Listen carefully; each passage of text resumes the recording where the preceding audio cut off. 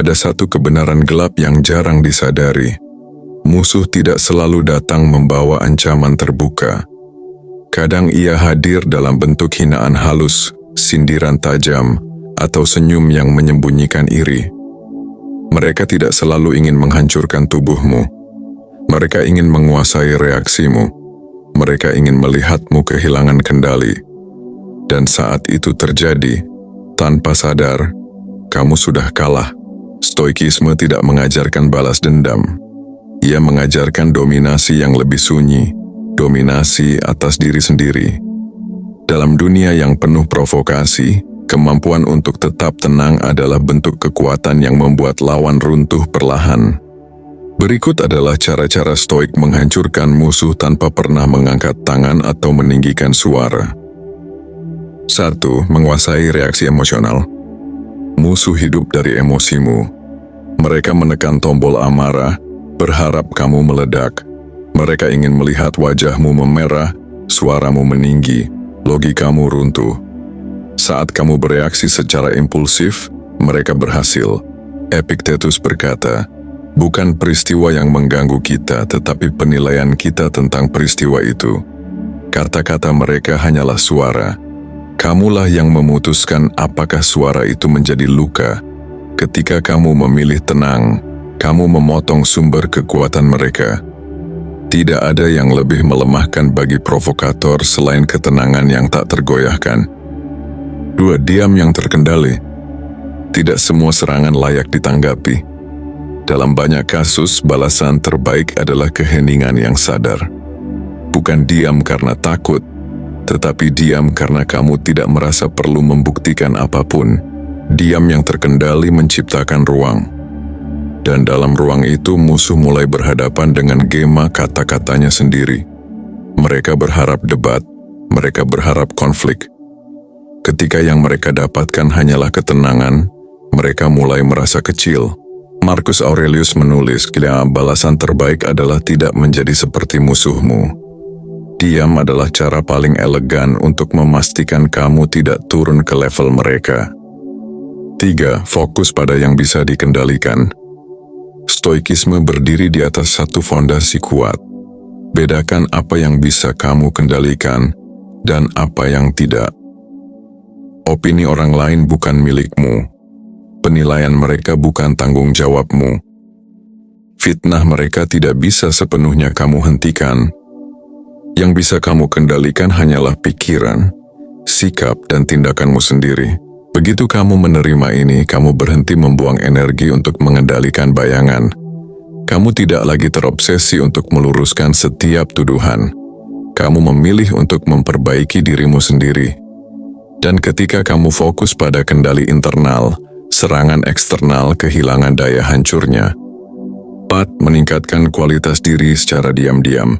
Musuh sering berharap melihatmu jatuh. Mereka mengamati dari jauh menunggu kegagalanmu. Bayangkan kekecewaan mereka ketika yang mereka lihat justru pertumbuhan. Alih-alih sibuk membalas, kamu berlatih disiplin. Kamu memperdalam kemampuan. Kamu memperkuat mental. Kamu memperbaiki karakter. Tanpa banyak bicara, hidupmu perlahan naik tingkat. Kesuksesan yang tenang adalah balasan paling menyakitkan. Bukan karena kamu ingin menyakiti mereka, tetapi karena keberhasilanmu membuktikan bahwa energi negatif mereka tidak pernah cukup kuat untuk menghentikanmu. 5. Melihat musuh sebagai guru. Ini mungkin bagian paling sulit sekaligus paling kuat. Stoik tidak melihat musuh hanya sebagai ancaman, tetapi sebagai alat latihan. Jika kritik mereka benar, kamu mendapatkan cermin untuk memperbaiki diri. Jika kritik itu salah, kamu mendapatkan kesempatan melatih kesabaran dan ketahanan mental. Dalam kedua situasi, kamu tetap untung. Dengan cara ini, musuh kehilangan perannya sebagai perusak. Mereka berubah menjadi pelatih tanpa sadar. Dan kamu tumbuh lebih kuat setiap kali mereka mencoba menjatuhkanmu. 6. Menjaga integritas di tengah tekanan. Tekanan sering membuat orang menunjukkan sisi terburuknya. Di saat itulah karakter diuji. Musuh mungkin berbohong. Mereka mungkin bermain kotor. Mereka mungkin mencoba memancingmu untuk melakukan hal yang sama. Tetapi ketika kamu tetap memegang prinsip, kamu menciptakan kontras yang tajam. Mereka terlihat kecil tanpa kamu perlu menyerang balik.